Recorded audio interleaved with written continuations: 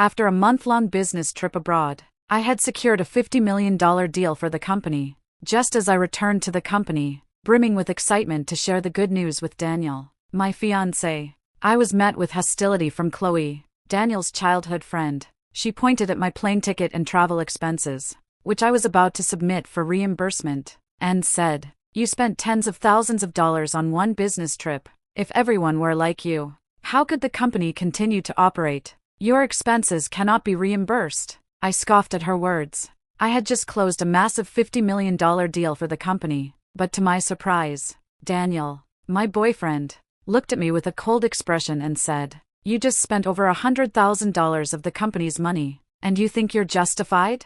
Chloe did nothing wrong." After saying that, he kicked me out of the office. I watched Chloe smugly walk into Daniel's office, and a faint smile touched my lips as I saw them embrace. Immediately, I dialed a number I thought I'd never call. That $50 million deal was my entry gift, but my travel expenses and client dinners cost me $130,000. Can I get reimbursed for that? Eleanor, are you serious? Nathan burst out laughing on the other end of the line. Forget $130,000. Even if you multiplied that by 10, I'd still cover it for you. But are you sure you want to join my company? I've been trying to poach you for ages, and you never wanted to come.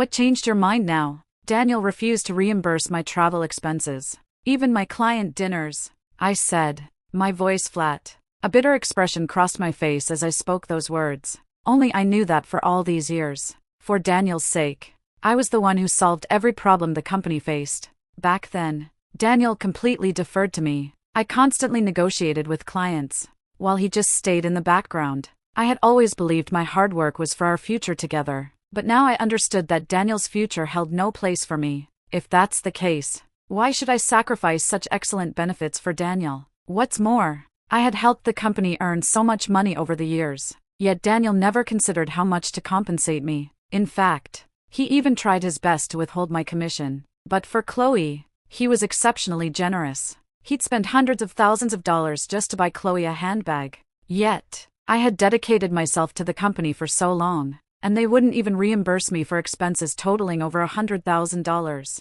If that's how it is, then I choose to leave. Eleanor, if you come, the vice position at the company is yours, and for this deal, I'll give you a 10% commission. Nathan kept making promises on the other end of the line. I can sign a contract with you right away. We'll do everything by the book. I've told you before, Daniel has no real ability. If you hadn't supported him all these years, his company would have gone under long ago. Listening to Nathan, I smiled and said, "All right, let's sign the contract." Nathan quickly sent over the employment contract. Seeing the generous terms, I had no reason to refuse. Since the love I chose didn't choose me, I could only opt for better terms. As for Daniel, let him fend for himself. After filling out the job application, I immediately called the clients who were abroad. I informed them that I had resigned and joined a larger company. After learning about the scale and strength of Nathan's company, the clients were naturally pleased. I then quickly headed to Daniel's office. "Daniel, since you're unwilling to reimburse my travel expenses, I'm resigning." I handed Daniel my resignation letter. He looked at me, his face filled with coldness, and said, "Eleanor, you're absolutely outrageous. You're making a fuss about resigning just for this tiny amount of money. Do you think threatening me with your resignation will make me compromise?" His icy gaze fixed on me, and I could even see the disgust in his eyes. "You're not considerate like Chloe at all. Chloe does everything for the company. But what about you? I've been too good to you. That's why you've become like this."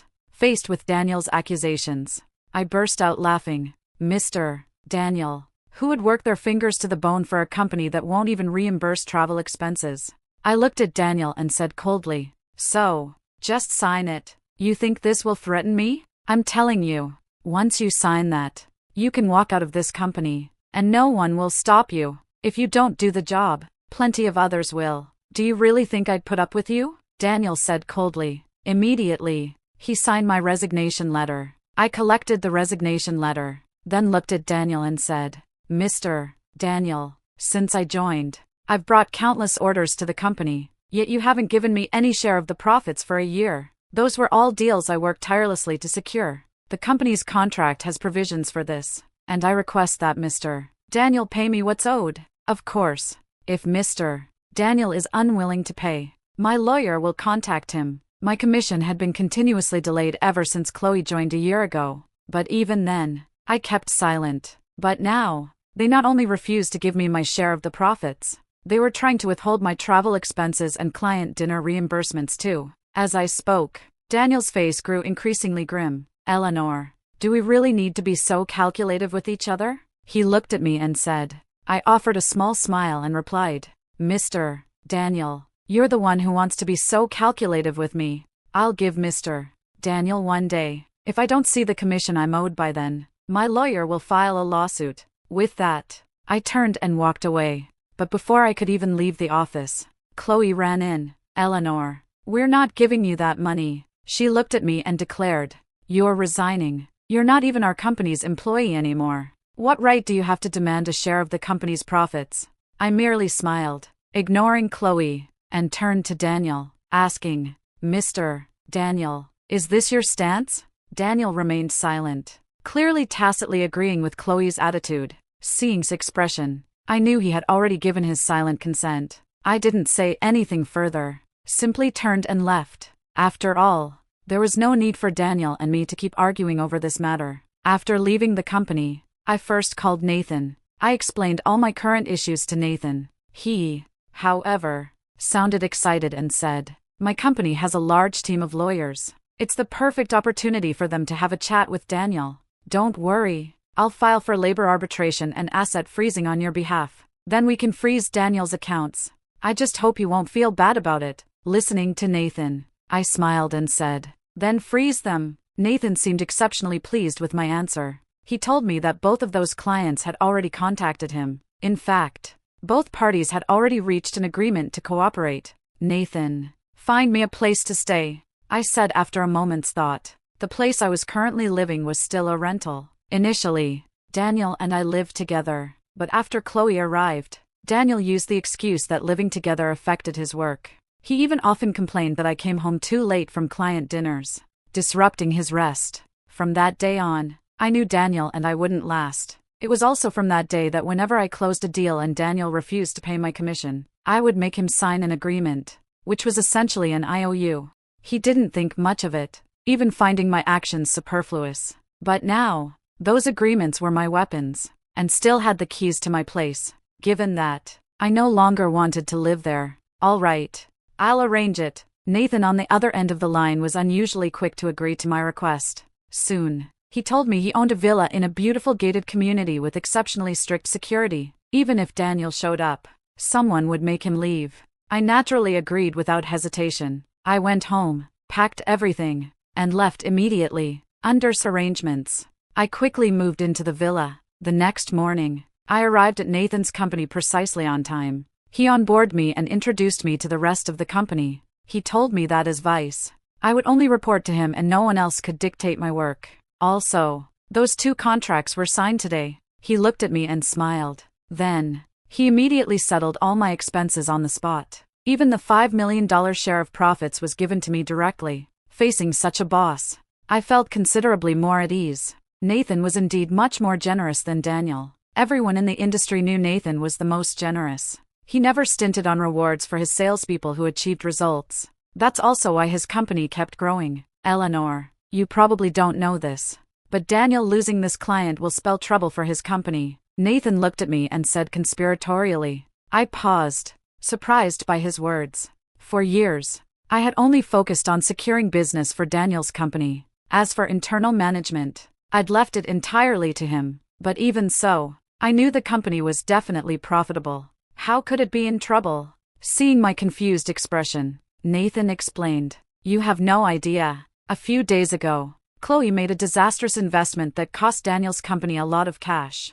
Now, the company has zero cash flow. Your deal could have kept Daniel's company afloat, but he was so short-sighted he wouldn't even reimburse your travel expenses. Nathan looked at me triumphantly and said. I was slightly stunned. I hadn't realized such a backstory existed. At that moment, I actually laughed aloud.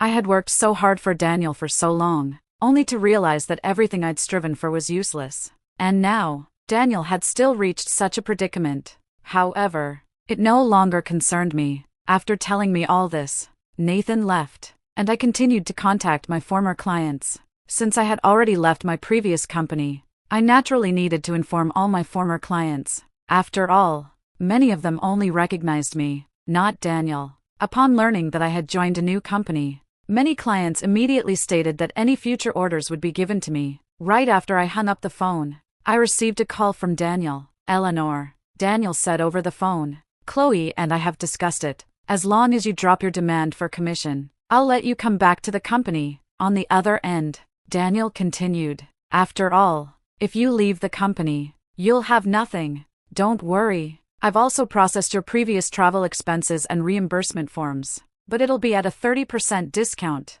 Daniel was still talking, but I just laughed in exasperation at his words. That money was rightfully mine, yet in Daniel's eyes, it seemed like a handout. What's more, even then, he was only willing to reimburse me 70%. In that moment, I truly saw Daniel for who he was. I didn't say anything further, simply stating, "Mr. Daniel, that won't be necessary. Eleanor, think carefully. Don't come begging me later," Daniel said coldly on the other end of the line. I just smiled, listening to Daniel's words. "Also, since you've already left the company, the deals you negotiated abroad need to be handed over to the company. Come back quickly to complete the handover," Daniel said over the phone. "Mr. Daniel, what deals?" I asked, feigning surprise. "Eleanor, don't play dumb. Weren't the deals you negotiated abroad successful?" He immediately retorted upon hearing that, and I replied with a smile. "Oh,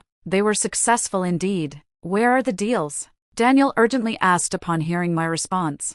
"Mr. Daniel, you seem to have forgotten something," I said with a faint smile. "I haven't even received my travel expenses. So naturally, those deals have nothing to do with the company. What's more, I've already resigned. The deals I secured have nothing to do with you, right?" When he heard my words, Daniel immediately grew frantic on the other end of the line. His voice instantly filled with anger, and he yelled, "Eleanor, what did you say? You were still part of the company. The deals you secured naturally belong to the company. Mr. Daniel, you seem to have forgotten. Yesterday, you already signed my resignation, and now I've joined a new company," I said with a smile. The moment I finished speaking, Daniel's voice on the other end clearly changed. "Eleanor, what did you say? You joined a new company?" At that moment, I could even hear the panic in Daniel's voice. "Eleanor, what are you doing?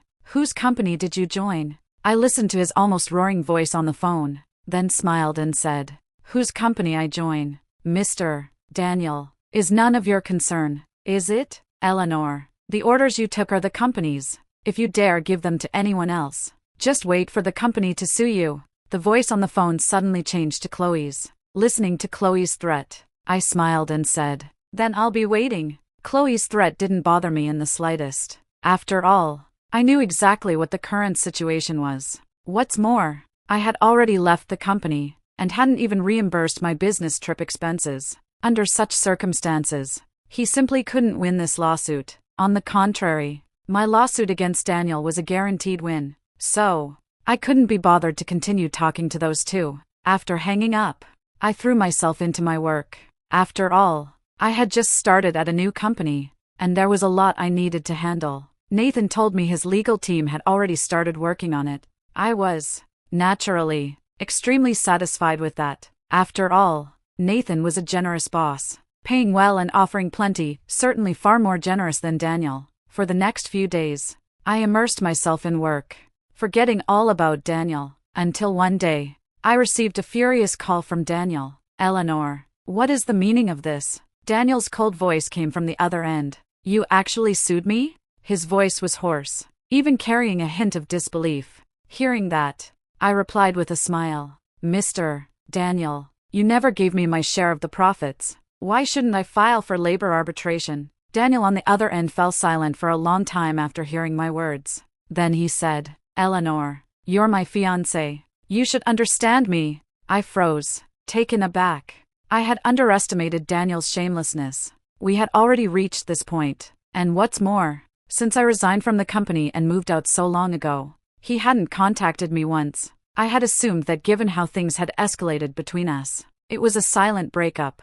Yet, Daniel was still saying such a thing to me. Mr. Daniel, our relationship ended the day I resigned. Besides, when have you ever seen a fiancé withhold his own fiancé's rightful earnings? I asked with a cold laugh. Daniel on the other end remained silent for a long time after my words. Then he bluntly stated, "The company is in trouble. As my fiancé, shouldn't you be understanding?" "I'm sorry, Mr. Daniel. I have no obligation to understand you.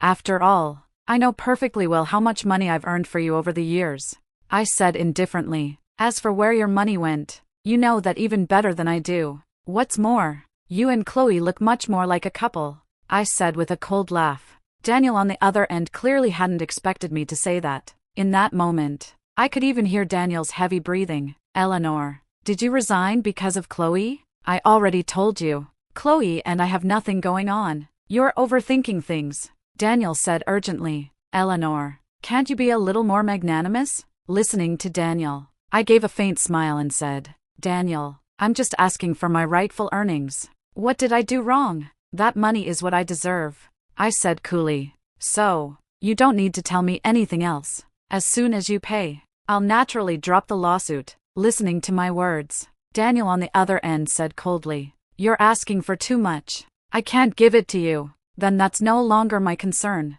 I said indifferently, and then hung up the phone. I had nothing more to say to Daniel. To my surprise, not long after I hung up, Chloe called me again. Chloe's voice on the phone was clearly hysterical. "Eleanor, how could you do this to Daniel? If you truly loved Daniel, you should sacrifice everything for him. But what are you doing now?" she accused me angrily, almost screaming into the phone. "How could you sue Daniel? I'm just trying to get back what I'm owed." "What's wrong with that?" I retorted. "Eleanor, you never handed over the clients you secured to the company. We could sue you for that. But Daniel didn't because of your past relationship," Chloe said, exasperated. On the other end of the line, I listened to Chloe and smiled, saying, "In that case, please sue me." I wasn't afraid of Chloe suing me at all. First of all, I waited until after my resignation to sign those contracts with the clients. The fact that Daniel didn't even reimburse my travel expenses alone guaranteed he couldn't win such a case.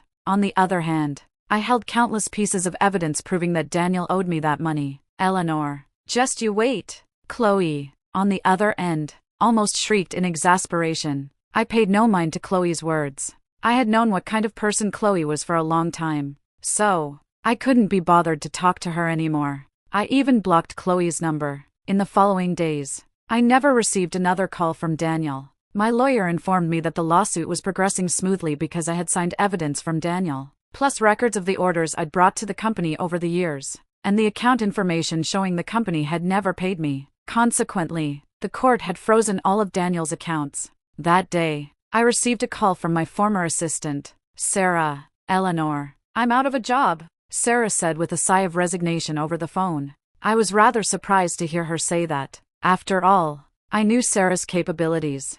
Over the years, she had done exceptionally well at the company, with performance second only to mine. I had thought Sarah would become the top salesperson after I left, but I never expected her to be out of a job now. Sarah told me that since I left, the company had become a complete mess. Not only that, Chloe wasn't just withholding my travel expenses and commission. Now, she had started doing the same to others. After a month, they not only didn't get paid but had to pay for their travel expenses out of their own pockets. Sarah, in a fit of anger, sued the company in court. This immediately gave Chloe an excuse to fire her. I listened to Sarah's complaints and chuckled.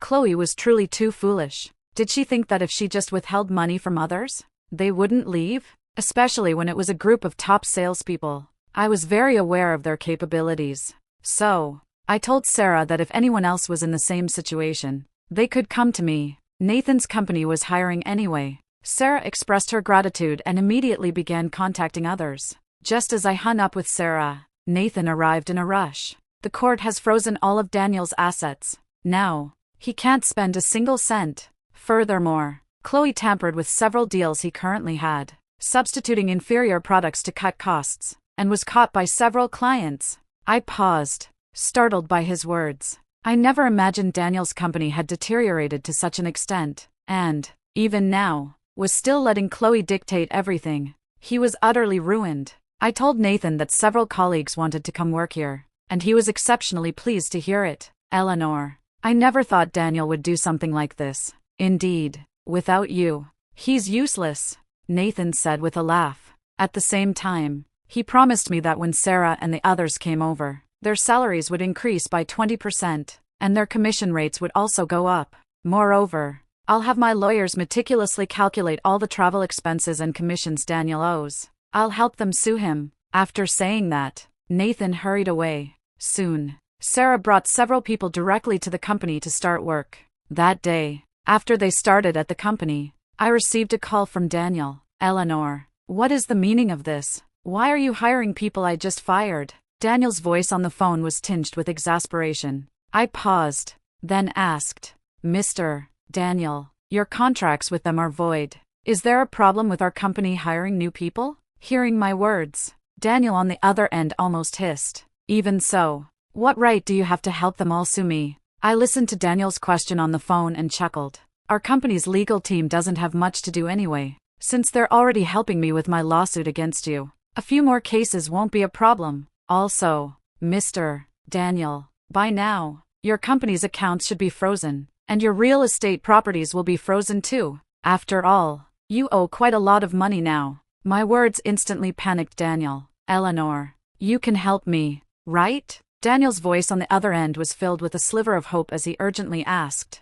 I listened to him and smiled. Mr. Daniel, why would I help you? Eleanor, I'm your fiancé. How can you be so heartless? Daniel on the other end immediately shouted. Mr. Daniel, you and I are long over. Besides, isn't Chloe your fiancé now? I said with a chuckle. Eleanor, Chloe is gone. Daniel on the other end fell silent for a long time, then said in a low voice. She left. Chloe left after she found out I was about to go bankrupt. I chuckled, listening to Daniel's almost choked voice. Mr. Daniel, that has nothing to do with me anymore. I said coolly. Eleanor, come back. Come back to me. I realize now that only you were truly sincere with me. Daniel on the other end exclaimed rapidly. Daniel, I said coolly. You and I are finished. Besides, do you think I'd ever go back now? I continued. From the day you and I met, I've always been helping you. Back then, you made me promises. You said you'd love only me for all eternity, but you betrayed our promises. I said coolly. From the day Chloe appeared, it was impossible for you and me to be together. Now, Chloe has left, and only now do you think of me. Why would I ever go back? Daniel on the other end remained silent for a long time, then cried out, Eleanor, I was wrong. I truly understand my mistake. Eleanor, please forgive me. No, thank you, Mr. Daniel. You and I are long over. As for what happens to you next, that no longer concerns me, I said coldly. I knew Daniel was truly finished. The company's accounts were frozen, and not only were we filing for labor arbitration, but clients were also suing him for substituting inferior products. So, there was no way for him to recover. I hung up on Daniel. All his current regrets were self-inflicted. What's more, if he hadn't so easily trusted Chloe, things wouldn't have ended up like this. Half a month later, the lawyer recovered all our money. At the same time, he brought me some news. Daniel had completely gone bankrupt. He had to sell off his real estate properties to scrape together that money. As for his product substitution, he was sued in court by the opposing company, and if convicted, Daniel would face imprisonment. Daniel fled. The lawyer looked at me and said, after paying that compensation, he went abroad that very night. However, if he ever returns, he'll be sentenced. I listened to the lawyer's words and nodded. Undoubtedly, Daniel had run out of options. As for where he went, I no longer cared. Sarah and the other assistants were also exceptionally happy, having received their full compensation. I had thought I would never hear from Daniel again in this lifetime, but to my surprise, only 3 months later, I received a call from abroad. The call was from a police department abroad. They told me Daniel had killed Chloe, and then committed suicide. Before he died, Daniel left a letter for me. I told them Daniel and I had no relationship. As for the letter Daniel left for me, I had absolutely no interest in it. I knew Daniel too well. It would only be filled with words of regret. Since things had already come to this, I certainly didn't want to hear his repentance. I asked them to burn the letter to spare me the disgust, and then immediately returned to my work. After all, who would grieve over someone so insignificant? Thank you for watching this video. If you have any thoughts about this story, feel free to share them in the comments section. Here is Roses and Love, sharing stories about marriage and women every day. See you tomorrow.